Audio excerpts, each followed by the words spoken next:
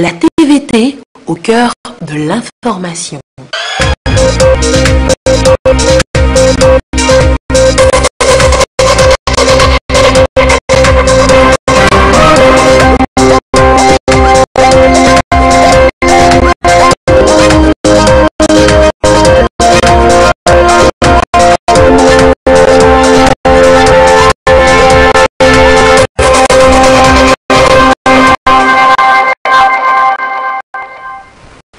Bonsoir madame, bonsoir monsieur. D'abord les titres de ce journal. Ouverture ce dimanche du 31e sommet de l'Union africaine à Nouakchott en Mauritanie. Faure Gnassingbé, président en exercice de la CEDEAO, participe aux travaux aux côtés de ses pairs donc, à cette rencontre panafricaine qui veut renforcer la guerre contre la corruption pour la transformation de l'Afrique. Et puis un invité ce soir dans ce journal, le professeur Charles Kondi Agba, délégué national du mouvement des Sages Unis. On abordera le sujet phare de l'actualité cette semaine au Togo, la nouvelle mission des facilitateurs de la CEDEAO dans la crise togolaise, les présidents Condé et Akufo-Addo qui ont réussi à arracher des concessions aux parties prenantes. Bonsoir monsieur Agba. Bonsoir, voilà. Avec vous donc. À cette émission que vous connaissez, n'est-ce pas, Yami? Bonsoir, merci. Merci bien d'être sur ce plateau. C'est un plaisir. Avec vous dans quelques instants dans le point de la mission donc, des facilitateurs. Merci d'être avec nous. Et comme je l'annonçais en titre, Faure Gnassingbé est en Mauritanie pour le 31e sommet ordinaire des chefs d'État et de gouvernement de l'Union africaine. Vous allez voir les images de l'arrivée du président du Togo et aussi président en exercice de la CEDEAO à Nouakchott.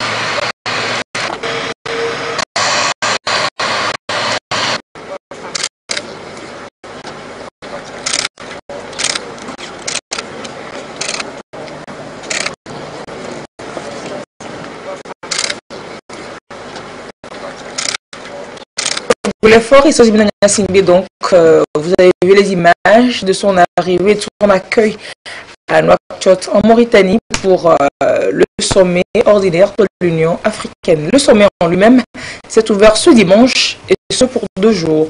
Plusieurs chefs d'État africains y sont présents. Le Français Emmanuel Macron y est également attendu demain lundi à ce sommet-là. Le président de la République, Faure Gnassingbé, ce jour à l'ouverture, et ses homologues réfléchissent sur les questions qui minent le développement du continent. La lutte contre la corruption, la libre circulation des personnes et des biens, le libre-échange, la question du Sahara occidental et celle des crises sociopolitiques et économiques. L'enjeu est de taille et c'est ce qui témoigne du choix du thème central de ce sommet, vaincre la corruption, une voie durable pour la transformation de l'Afrique. Occasion donc pour les dirigeants africains de mettre en place, après examen, une feuille de route pour éradiquer le fléau sur le continent.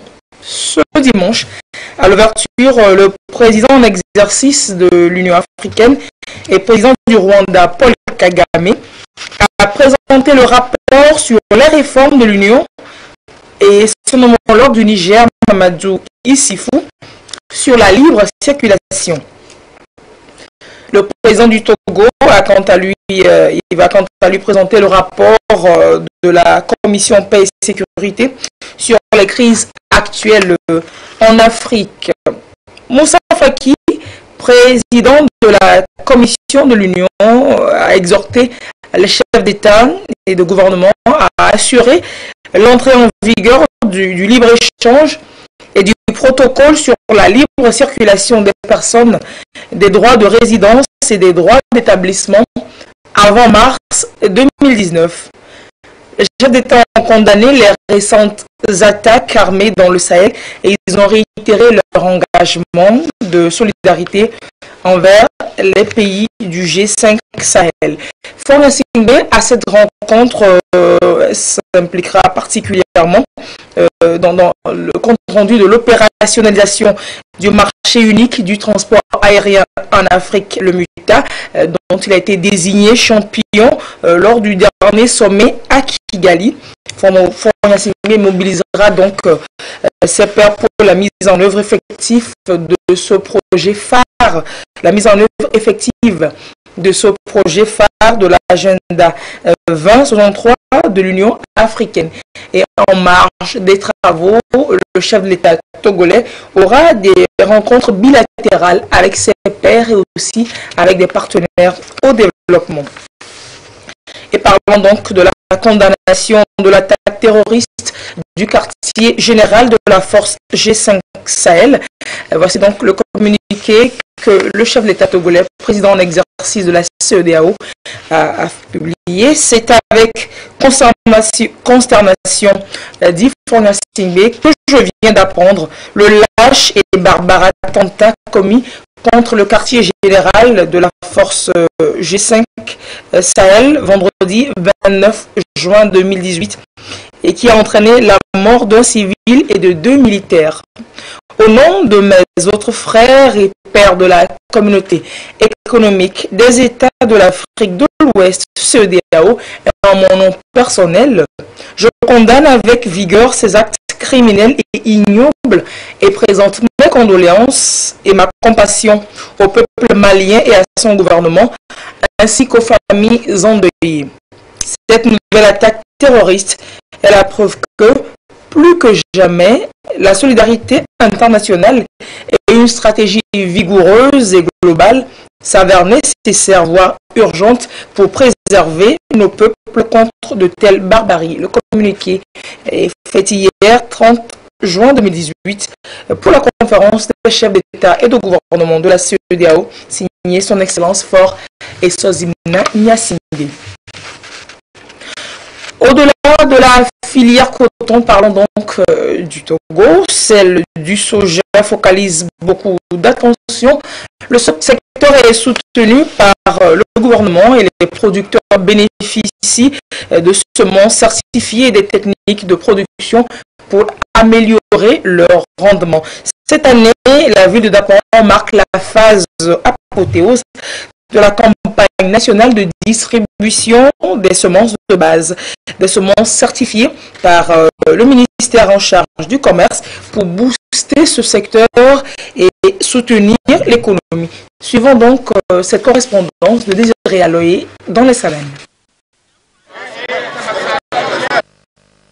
Après des études de diagnostic, la filière soja est porteuse et le Togo y croit un espoir pour améliorer les revenus des producteurs et booster l'économie. Le gouvernement togolais, depuis quelques années, accompagne les producteurs et transformateurs de cette légumineuse. La distribution des semences de base est certifiée, l'un des volets du cadre intégré renforcé du projet soja, dans l'objectif d'augmenter d'année en année la quantité et la qualité des produits.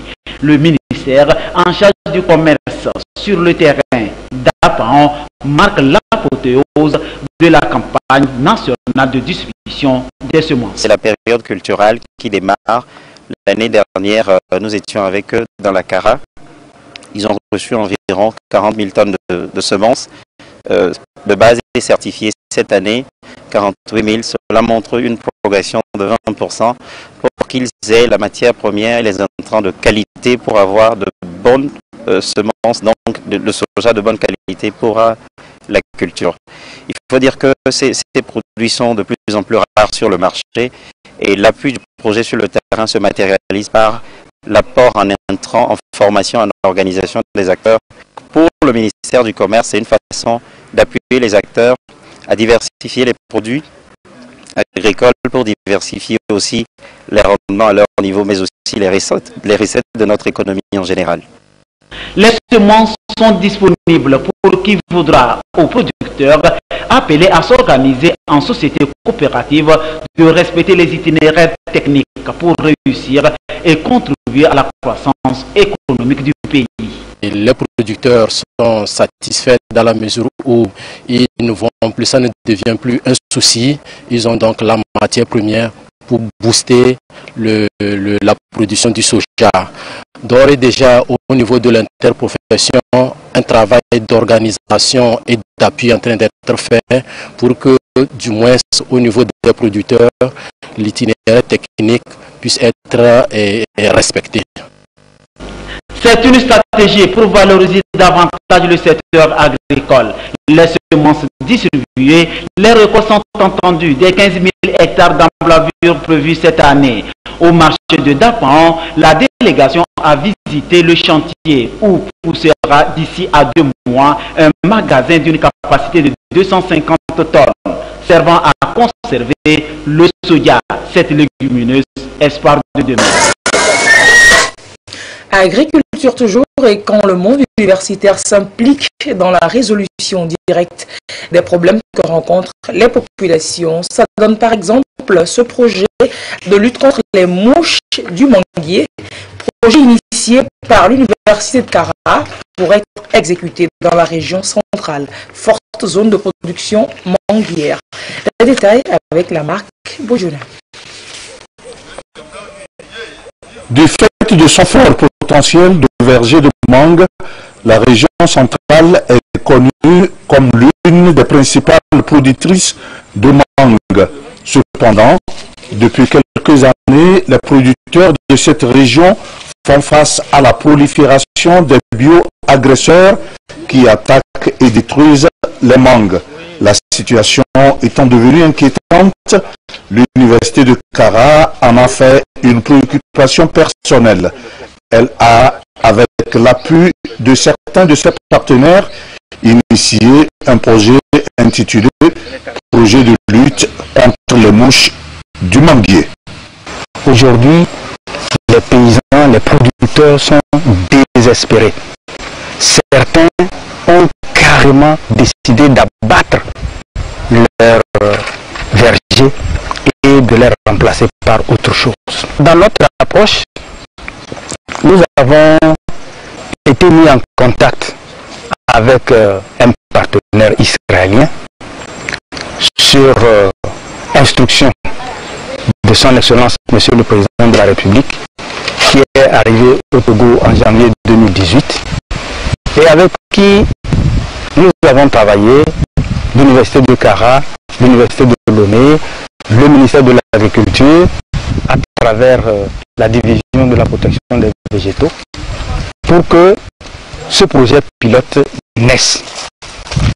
Donc c'est un projet pilote que l'Université de Kara porte, mais en étroite collaboration avec celle de Lomé et le ministère de l'Agriculture, pour que nous puissions trouver une solution à la mouche des fruits au Togo, de manière à ce que la mangue devienne à nouveau un produit exportable qui ramène non seulement des ressources aux producteurs, mais améliore la balance commerciale du Togo.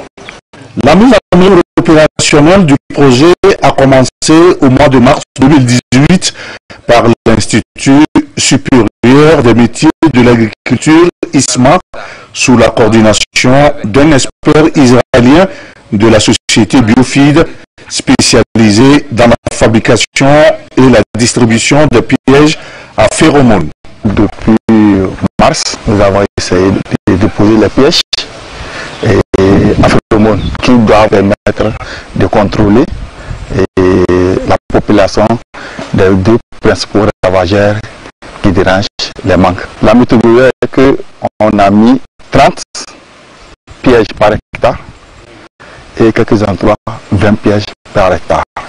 Après évaluation, nous avons constaté que dans les champs où on a mis les pièges, on a constaté effectivement que Quand tu prends 50 mangues qui tendent à mûrir comme au début, à peine tu trouves 2 ou 3 qui sont infestés. Si on fait la moyenne, le contrôle, la réduction de la perte est autour de 75 à 85%. Alors qu'on s'était dit la première année, on va réduire la perte autour de 50%. Donc on est au-delà de nos attentes. Voulu comme un coup d'essai au départ, l'approche mise en place par l'université de Kara s'est révélée sur le terrain comme un coup de maître. Producteurs de mangue et même revendeuses de fruits ont désormais le sourire aux lèvres. Je pouvais perdre jusqu'à 50% de ma production chaque année. Nous sommes plusieurs fois demandé quelle peut être la solution parce que au fur et à mesure des années, j'ai eu le sentiment que cela s'aggravait. Donc cette inquiétude, je l'avais à moi jusqu'au jour où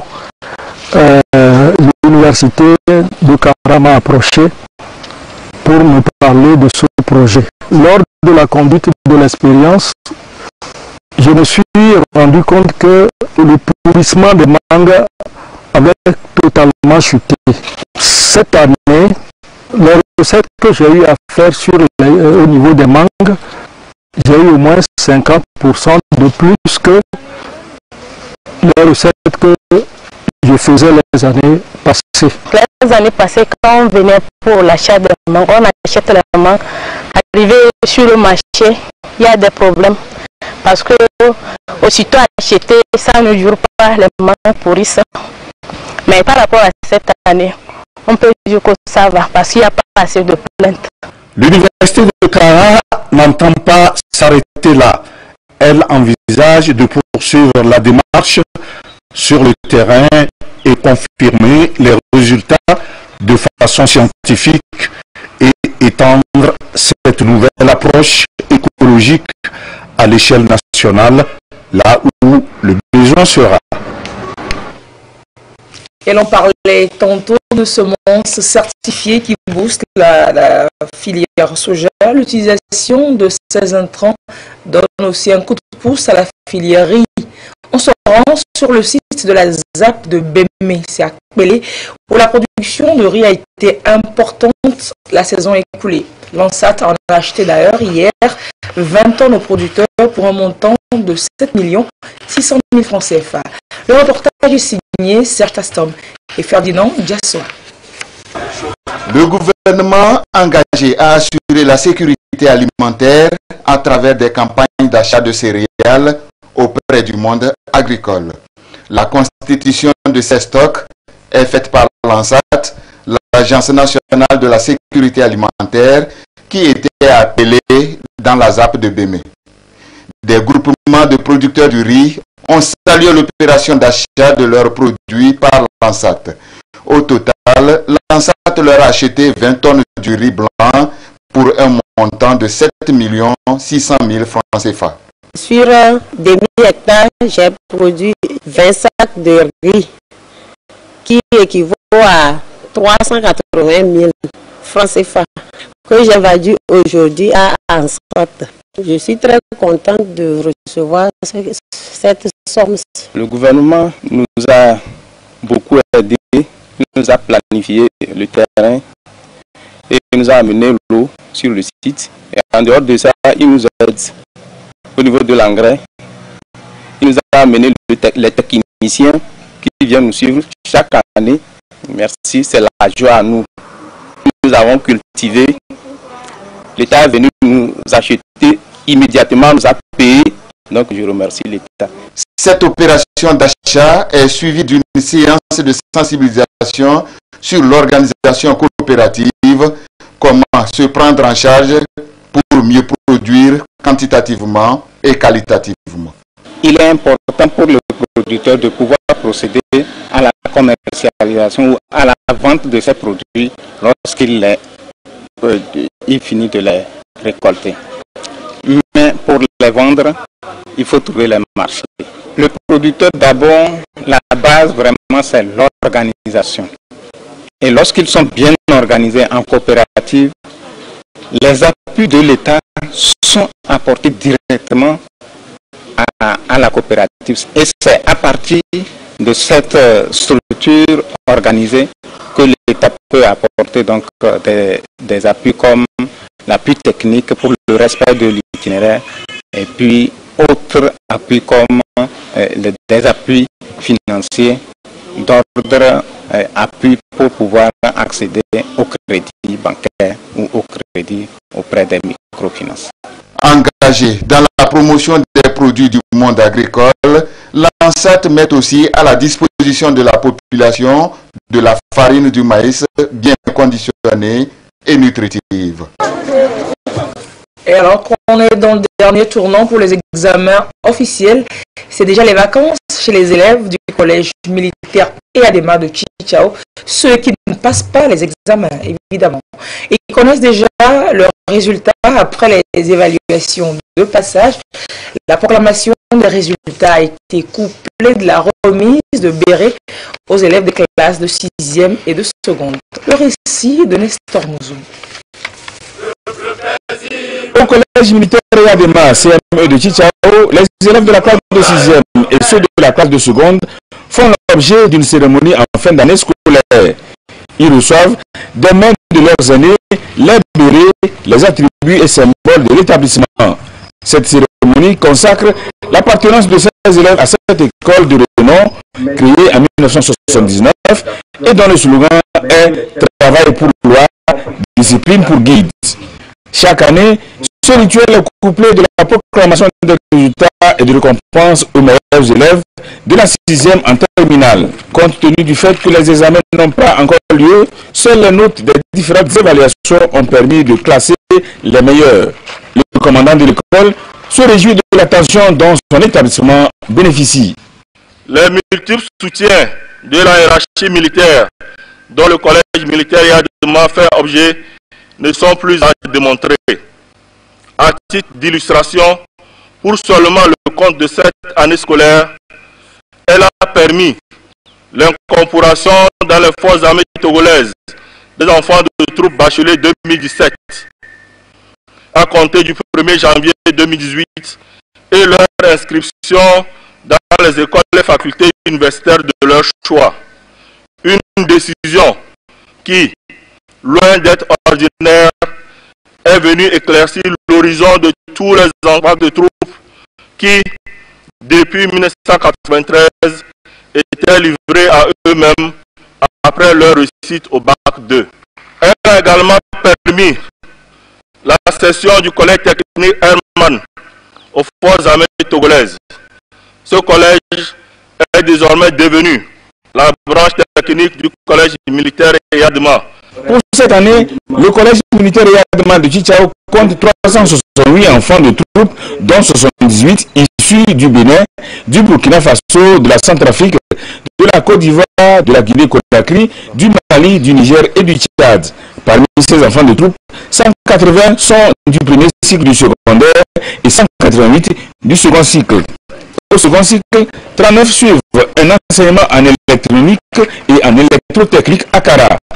Les performances que les élèves de ce collège réalisent comblent la haute hiérarchie militaire. Le collège militaire EADEMA a connu, à l'instar des années précédentes, des résultats très élogieux qui font la fierté et l'honneur des forces armées togolaises.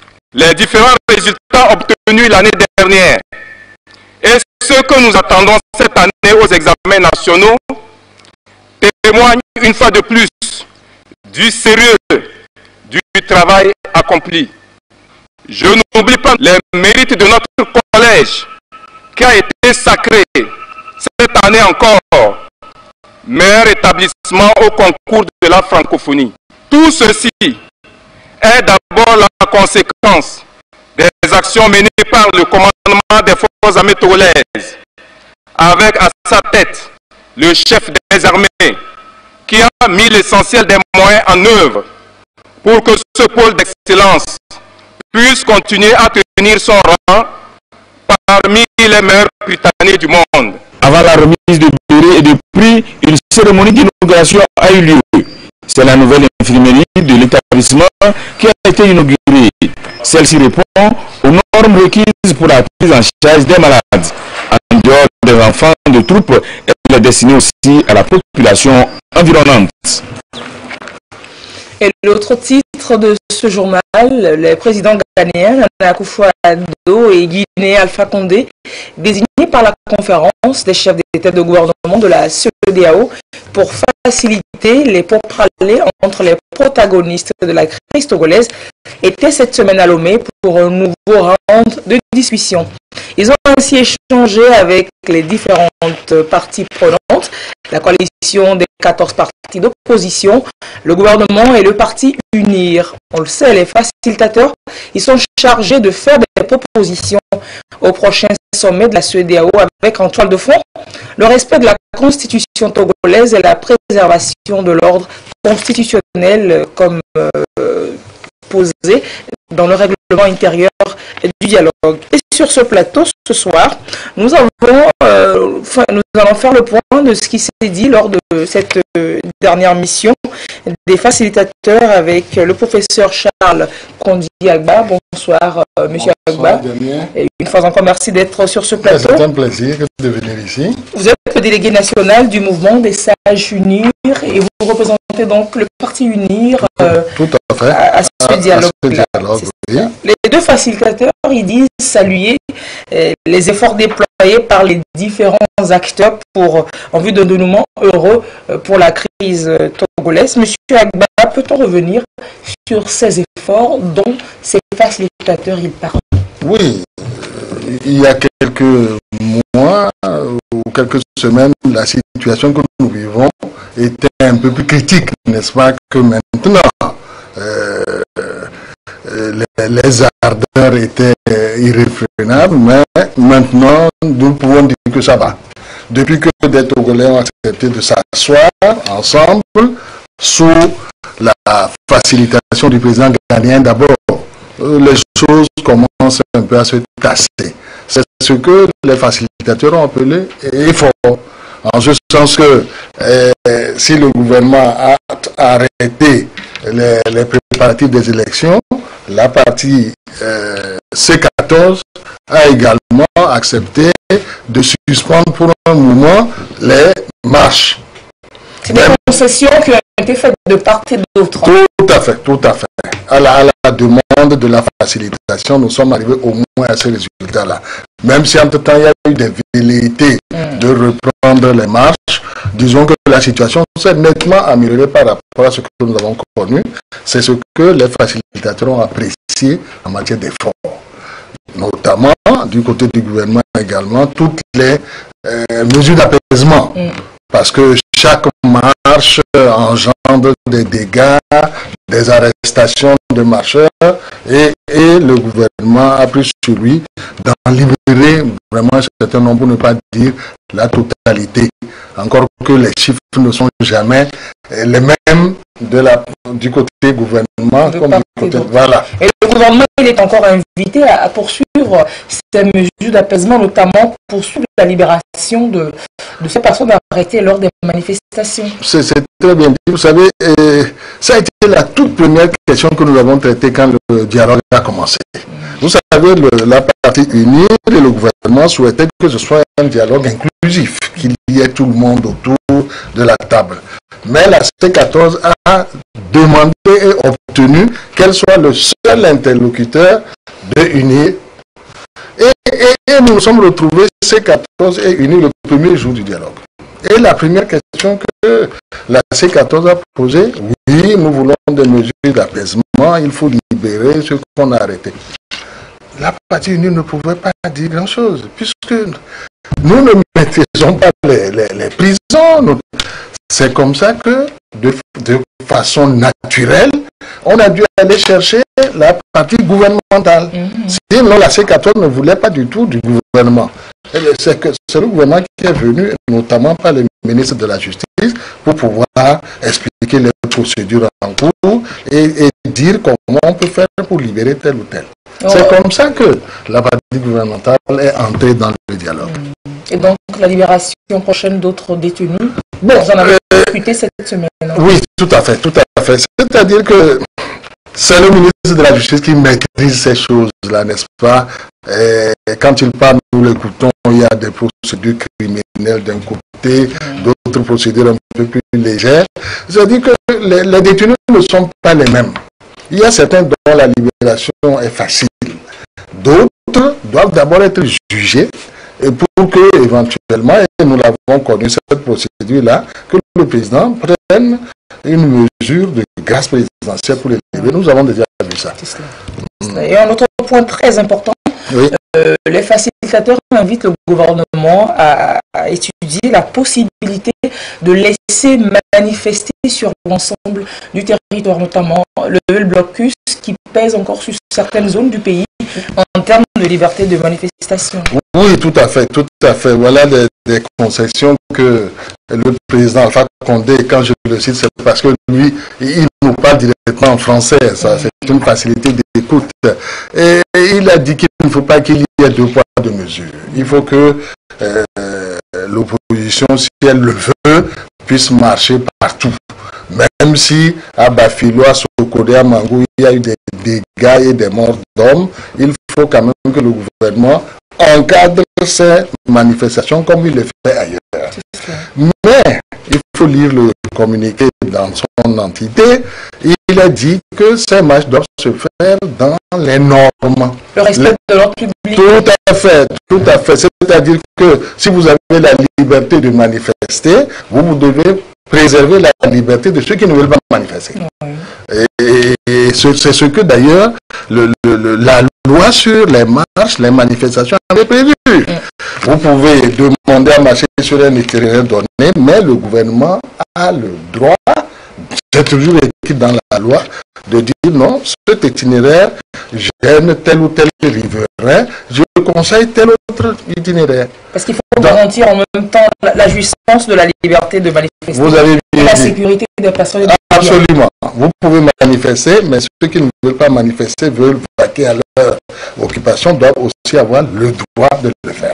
C'est cela. Et beaucoup plus sur le plan politique, l'opposition et le Parti Unir et le gouvernement, ils se sont entendus sur la poursuite des activités de l'Assemblée nationale actuelle, qui a clos d'ailleurs la première session ordinaire de l'année cette semaine, et dont la mandature finit le 19 août prochain. Les députés, donc, sur quel mécanisme est-ce que cela se fonde, cet accord de prorogation de la législature? Je dois dire qu'en dehors du règlement intérieur que vous avez cité tout à l'heure, après les travaux préparatoires, les deux partis ont adopté un règlement intérieur qui a été signé par les deux partis. C'est le document que nous pouvons produire à la date d'aujourd'hui comme vraiment entente entre les deux partis. Cette prorogation des activités de l'Assemblée est le deuxième accord. Il n'a posé aucun problème. Bon, puisque dans la partie unie, nous avons des députés qui siègent à l'Assemblée et dans la C14 également, il y a des députés. Dans la mesure où les facilitateurs vont demander qu'on arrête le processus électoral, ça veut dire automatiquement qu'on ne pourra pas faire les élections à date échue. Les deux se tiennent. Oui. Les deux se tiennent. Si nous disons que le gouvernement doit arrêter les processus de préparation de ces élections, automatiquement, ça veut dire que l'Assemblée nationale va dépasser son mandat. Mais ça, c'était déjà inscrit dans nos textes, puisque la Constitution a prévu. Absolument, à l'occasion d'autres crises, nous en sommes arrivés à écrire dans nos textes que tant que de nouveaux députés n'ont pas été élus et installés, les anciens continuent. Alors donc, c'est ce que nous avons fait. Mais, il y a un mais. Le président guinéen l'a dit, c'est vrai, je constate que les deux partis sont d'accord pour prolonger les activités de l'Assemblée nationale. Mais il faut quand même que la démocratie continue à marcher. Oui. Il faut qu'il y ait des élections. Ils ont exigé à ce que les élections se fassent proposées, je pourrais dire, avant novembre 2018. Le terme exact qui a été utilisé, c'est une date indicative. C'est une date indicative. Les présidents ont dit, nous vous mettons la pression, il faut que vous puissiez vous entendre. Je suppose que ça va être après la feuille de route de la CEDEAO, vous pouvez vous entendre. L'Assemblée nationale ne sera pas prolongée à d'éternel, ce n'est pas possible. Et il y a du côté du NIR comme du côté de l'opposition des jeunes qui veulent bien saisir cette assemblée. Les anciens ne peuvent pas continuer. Donc c'est pourquoi il y a cette date indicative pour dire, dans tous les cas, nous finirons par aller à des élections. Dans 5 mois pour s'entendre et pour aller à des élections, au plus. Je pense que c'est ce que les présidents ghanéens et guinéens ont comme espoir, que dès que la CEDEAO va être mise au courant de ce qu'ils ont entendu, parce qu'ils l'ont dit, nous pouvons régler des problèmes faciles, c'est ce qu'ils ont fait. Il y aura des libérations, vous pouvez marcher où vous pouvez, etc. Vous devez arrêter le processus électoral. Ça, c'est des questions simples qu'ils pouvaient régler avant de partir. Mais les questions de fond, ils nous ont écoutés les uns après les autres. Les questions de fond, nous devons rendre compte à l'ensemble des présidents qui nous ont mandatés. C'est tout à fait naturel. Et c'est lorsque ce compte rendu aura été fait à leur père que des propositions concrètes, me semble-t-il, nous seront faites pour que nous puissions aller à des élections qu'encore une fois, nous ne l'en sortirons pas sans qu'il y ait eu des élections pour nous les partager. Parce que c'est le peuple qui dira, qui choisit. C'est cela. Donc, c'est le résultat de la rencontre de cette semaine qui sera soumise à la conférence des chefs d'État de gouvernement prochaine. Tout à fait. Donc, plus de rencontres potentielles en vue entre les différents acteurs. Donc, cette rencontre de la nous sommes disposés, nous sommes disponibles aussi. Si les facilitateurs nous demandent de venir les écouter ou qu'ils veulent nous écouter, nous sommes tout à fait disposés. Mais à mon avis, c'est ce compte rendu qui va être fait à l'ensemble des chefs d'État, lequel compte rendu va donner naissance à une feuille de route. C'est la prochaine étape. Et donc, vous estimez qu'on a assez avancé aujourd'hui? Pardon, dès l'instant que nous ne rentrons plus les uns dans les autres, que d'un côté, le processus électoral a été arrêté, de l'autre, les marches pourront se faire dans l'ordre, comme vous l'avez dit. Non, nous avons fait de gros progrès. La situation est moins tendue qu'elle ne l'était avant. Un message pour finir? Bon, moi je n'ai pas de message, hein, vous savez, et les facilitateurs ont dit, ce sont leurs comptes rendus qui font foi, hein, c'est-à-dire les commentaires que nous faisons ne changent en rien les communiqués que aussi bien la partie ghanéenne ou les deux facilitateurs adoptent. Nous, notre souhait à unir est que dans le calme, le respect mutuel, comme nous l'avons dit, nous puissions arriver à un consensus et aller à des élections pour départager tout le monde. Tout cela pour le bien du Togo. Tout à fait. Merci, professeur Charles Kondiagba, d'être passé dans ce journal, nous faire le point de la récente mission des facilitateurs ouest-africains dans la crise sociopolitique togolaise. C'est moi qui vous remercie de m'avoir invité. Vous êtes le délégué national du mouvement des sages unir, partie prenante à ce dialogue-là. Et au revoir et très bien. Merci beaucoup. Et dans la suite de ce journal, nous dirons que l'ONG Women Environmental Programme Togo, Web Togo, a procédé à la validation du rapport alternatif dans la mise en œuvre des ODD 5, 6 et 7. C'était vendredi dernier. Il s'agit d'un rapport inscrit dans le projet Women 2030 qui fait état de la contribution des femmes et des organisations de femmes dans l'atteinte des ODD.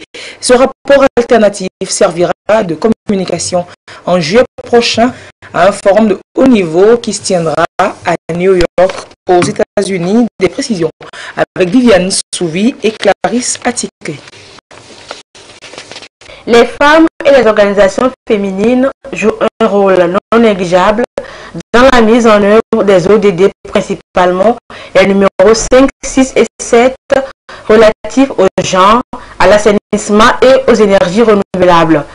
Women Environmental Programme, Web Togo a fait des enquêtes et élaboré un rapport de contribution pour le forum politique de haut niveau auquel le Togo prendra part en juillet prochain à New York.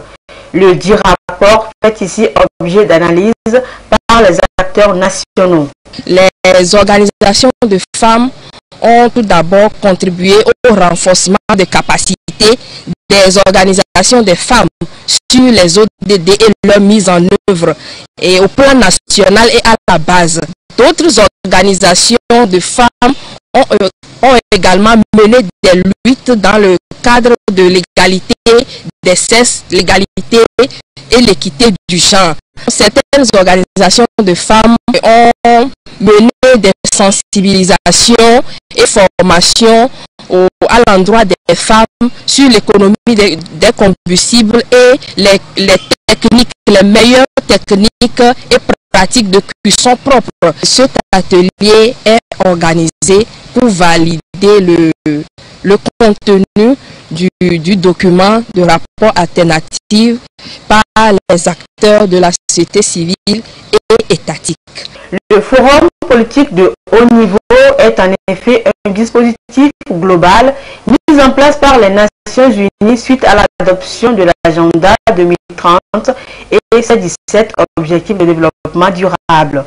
C'est un cadre qui permet au pays de présenter les avancées réalisées pour l'atteinte des ODD.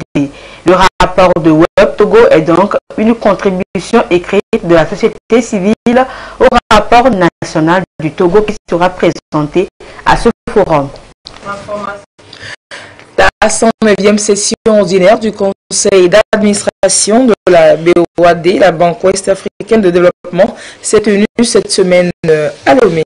Au cours des travaux, le Conseil a examiné 8 projets qui touchent directement le quotidien de la population de l'espace, un volet très social qui devra contribuer à améliorer le bien-être des populations. L'ouverture des travaux avec Serge Tastom et Patrice Boucan. À l'ouverture de la 109e section du Conseil d'administration de la Banque Ouest Africaine de Développement ouverte à Lomé, il ressort un satisfait général, fruit des efforts consentis par l'institution en faveur des économies de la sous-région et de l'amélioration des cadres de vie des populations. La barre des 5 000 milliards de francs CFA de prêts a été franchie.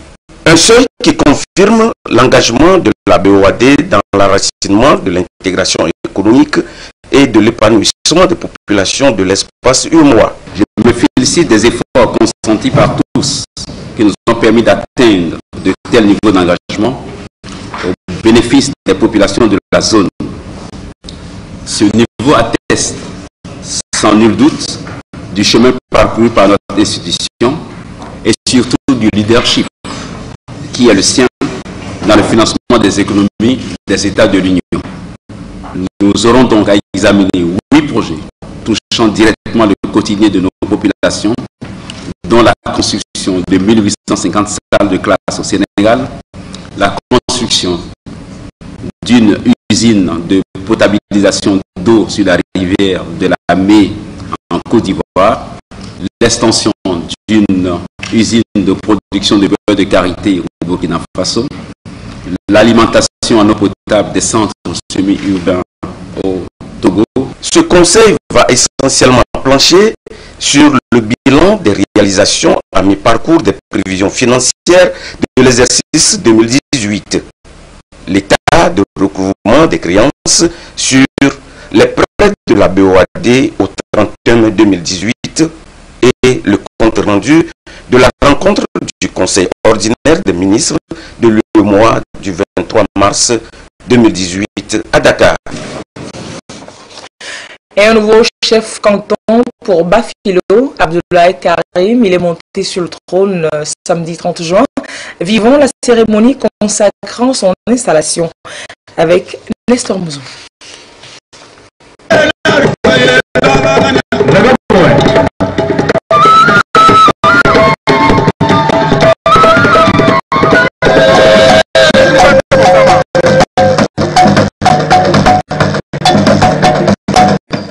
confirmation dans l'allégresse. La longue attente peut expliquer en partie la joie qui anime la population de Bafilo. Après le décès de Issa Ratei en 1999, le canton de Bafilo a vécu sous une régence de 14 ans. C'est le 29 janvier 2014 que le conseil coutumier a désigné Abdoulaye Karim de la lignée Tchadjé du village d'Agoudadé comme nouveau chef. 4 ans sont passés avant que Abdoulaye Karim ne soit reconnu officiellement par décret numéro 2018-047-PR du 27 février 2018. À cette cérémonie d'intronisation, le comité d'organisation a fait l'historique de la chefferie traditionnelle à Bafilo. La véritable naissance de la chefferie se situe vers le XVIIe siècle. En effet, tous les moyens d'Agoudadé, après concertation, sont allés plaider auprès des moines de Tchoro qui avaient jusque-là Ourogara pour chef, sur le bien fondé d'une seule chefferie pour tous. Les deux regroupements de Tchoro et d'Agoudadé sont donc convenus d'accepter une seule autorité au-dessus de tous. C'est ainsi que Ourogbaleo, du lignage Tchassemeli, village d'Agoudadé, succéda à Ourogara après sa mort. Et depuis, le choix du chef canton de Bafilo s'opère à tour de rôle dans les deux villages, Tchongoro et Agoudadé. Le ministre de l'administration territoriale, de la décentralisation et des collectivités locales a délégué le préfet d'Assoli de remettre au nouveau chef son document de reconnaissance. Mais avant, le préfet a rappelé à Abdoulaye Karim ce qui est attendu de lui. Monsieur le chef du canton de Bafilo, pour accomplir dans la sérénité votre mission, je vous exhorte à être le modèle de votre communauté. Un bon chef doit être rassembleur, impartial, juste, modéré dans sa parole, conciliant et incorruptible. Vaillante population du canton de Bafilo, je vous exhorte à être prompte à répondre aux invitations du chef de canton et à participer massivement aux travaux d'utilité publique. Le nouveau chef a témoigné sa reconnaissance au président de la République pour avoir placé sa confiance en lui et pour sa politique de revalorisation de la chefferie traditionnelle au Togo. Abdoulaye Karim est né en 1963. Il fut un militaire de carrière. Il devient ainsi le 16e chef de Bafilo. Ce canton compte 9 villages et une quarantaine de quartiers avec une population estimée à 20 000 habitants. Et c'est à Bafilo que nous nous arrêterons ce soir pour ce tour d'horizon de l'actualité. Merci d'avoir suivi. Avant 9h30, vous avez rendez-vous avec Adolphe Paca. Passez une très belle journée.